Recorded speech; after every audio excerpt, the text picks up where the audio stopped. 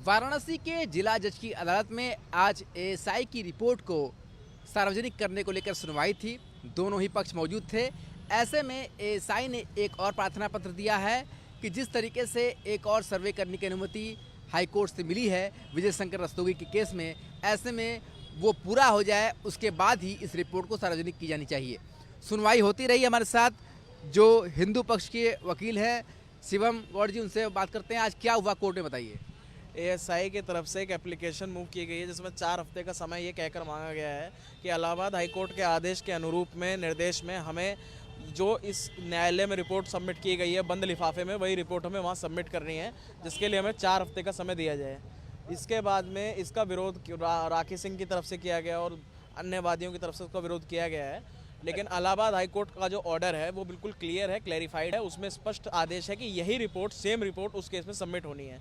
अगर आज ये किसी तरह का डिस्क्लोजर उस रिपोर्ट का डीजे कोर्ट के द्वारा कर दिया जाता, कॉपी सप्लाई कर दी जाती, तो उसकी गोपनीयता कहीं ना कहीं खंडित हो जाती, जिसके बाद में उस रिपोर्ट का कोई मतलब नहीं रह जाता।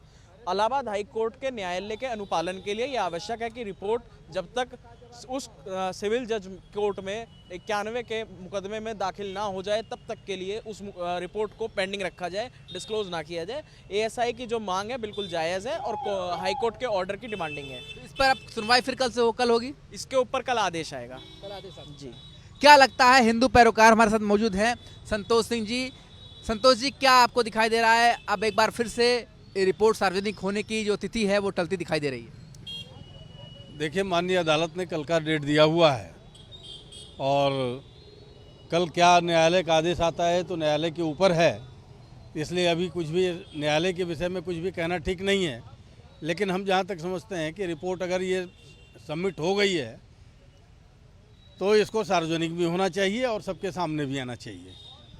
हमारे साथ नित्यानंद राय जी हैं। नित्यानंद राय जी, कुछ गर्मा गर्म बहस भी हो रही थी अंदर कि वजू खाने को साफ करने को दूसरा पक्ष लगातार मांग कर रहा था। जी, ऐसा है कि वहाँ पे जो मौके की स्थिति जो सुनाई पड़ रही है कि वहाँ पे पानी जो है साफ़ करने की कोई बात है, तो उस पर जो है मुस्लिम पक्ष ने एप्लीकेशन दिया कि वहाँ मछलियाँ शायद मर रही हैं या ऐसा कुछ है, वहाँ दुर्गंध वगैरह है।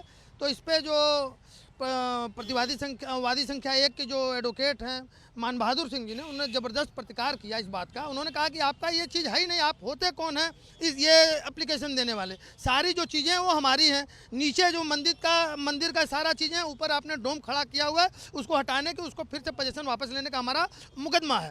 तो बहुत तल्ख जो है वहाँ पे माहौल थोड़ा सा गर्म भी हो गया। मुस्लिम पक्ष में कई वकील थे, सब एक के बाद एक बोलने लगे। इधर से मान बहादुर सिंह जी बोल रहे थे और उन्होंने सही जवाब दिया। अल्टीमेटली उसमें जो पहला इशू था, कमीशन रिपोर्ट जो है एसआई का, उसको सार्वजनिक करने को लेके एसआई ने 4 सप्ताह का उसमें समय मांगा था।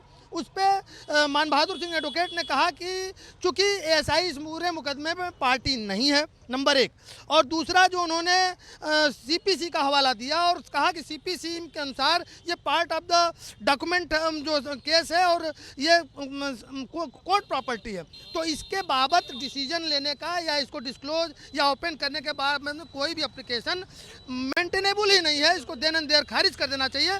और ये एप्लीकेशन जो एसआई सर्वे रिपोर्ट है उसकी सर्टिफाइड कॉपी सभी पक्षकारान को उसको देना चाहिए, और जिससे कि उसका अध्ययन करके उस मुकदमे को त्वरित। एक चीज़ जो है एसआई के सर्वे के एडवोकेट अमित श्रीवास्तव के जवाब में जो मान बहादुर सिंह ने कहा वो बहुत सामयिक है और ज़रूरी है।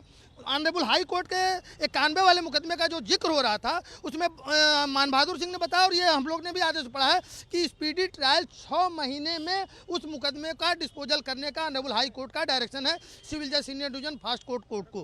तो जब वहाँ पे स्पीडी ट्रायल होने का डायरेक्शन है और यहाँ पे इस तरह से एक एप्लीकेशन लगाई जाएगी, अनावश्यक डिले होगा, तो ये मुकदमा और लिंगर करेगा।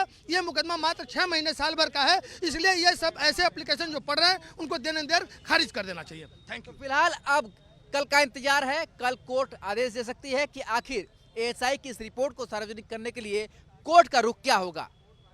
वीडियो जर्नलिस्ट शिवम मिश्रा के साथ सुशांत मुखर्जी, न्यूज़ स्टेट, वाराणसी।